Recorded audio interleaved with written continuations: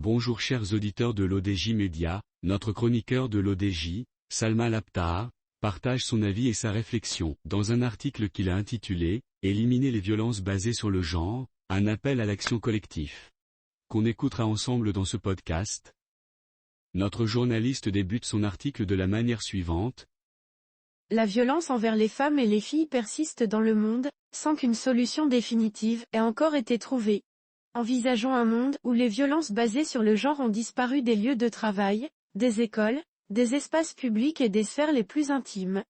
Picturons un monde où toutes les femmes et les filles vivraient en toute sécurité, jouiraient de leur liberté, travailleraient sans crainte, accéderaient à tous les espaces publics et culturels sans appréhension, se libéreraient de toutes leurs peurs. Un monde où les garçons et les filles comprendraient qu'il n'est ni nécessaire ni naturel d'associer la masculinité à la violence. Un monde où les comportements des hommes et des garçons ne seraient pas dictés par des stéréotypes sexistes, leur permettant ainsi d'envisager d'autres façons d'exprimer leur masculinité. Notre chroniqueur approfondit sa réflexion de la manière suivante. Malheureusement, la réalité demeure différente. À l'échelle mondiale, les femmes et les filles continuent de faire face à un continuum de violence. Que ce soit dans le cadre familial, conjugal, professionnel ou en ligne, elles subissent des formes variées de violences interconnectées. Près de 736 millions de femmes dans le monde, soit une femme sur 3, ont été victimes de violences physiques et ou sexuelles de la part de leur partenaire au moins une fois au cours de leur vie, simplement en raison de leur genre. Malgré les efforts déployés par des mouvements internationaux et nationaux, comme #MeToo, visant à encourager l'expression des femmes, les violences envers les femmes et les filles demeurent la violation des droits humains la plus répandue et la plus persistante. Ces violences sont exacerbées par les conséquences des différentes crises humanitaires, sanitaires, économiques et environnementales que nous traversons. Nous devons reconnaître qu'une survivante, en se manifestant, accomplit un acte courageux vers la guérison et la justice, et il est de notre devoir de la soutenir. Cette démarche collective doit être appuyée par des services institutionnalisés de qualité dédiés aux survivantes, ainsi qu'un arsenal juridique adapté garantissant les droits humains des femmes et des filles.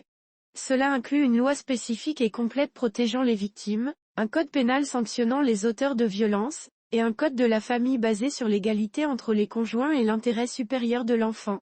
L'appel royal à la réforme du Code de la famille suscite de grands espoirs quant à la protection des droits des femmes dans la future législation familiale, en prenant en compte les analyses et les enseignements tirés de la mise en œuvre de la Mudawana au cours des 20 dernières années.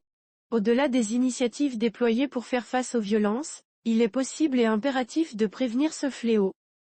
Nous sommes conscients des solutions, qui ont prouvé leur efficacité, une approche holistique axée sur la législation, les services, la collecte et l'utilisation de données, ainsi que la prévention par le biais de la collaboration avec les communautés et les médias. Cette approche vise à promouvoir des normes sociales positives et à encourager l'engagement des hommes et des garçons en faveur de l'égalité.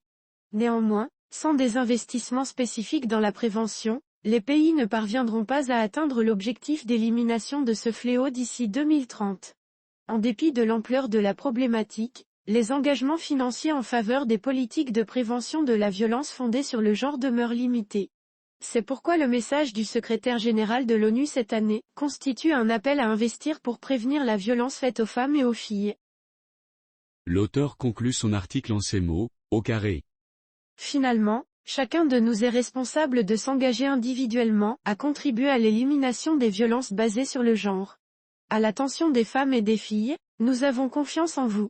Aux hommes et aux garçons, rejetez les stéréotypes, manifestez votre opposition aux violences envers les femmes et les filles. Pour chacun d'entre nous, maintenons notre engagement et faisons de cette lutte un objectif visible, afin de garantir à toutes les femmes et à toutes les filles une vie sans violence. Rédigé par Salma Labtar. Merci d'avoir écouté ce podcast de l'ODJ Média, notre bouquet de supports numériques, portail, magazine mensuel connecté, web radio R212 dédié à la diaspora marocaine et web TV. N'oubliez pas de télécharger notre application l'ODJ mobile sur Play Store et de vous abonner à notre chaîne YouTube l'ODJ TV. Alors, on se dit au prochain podcast de nos chroniqueurs de l'ODJ, et à très bientôt.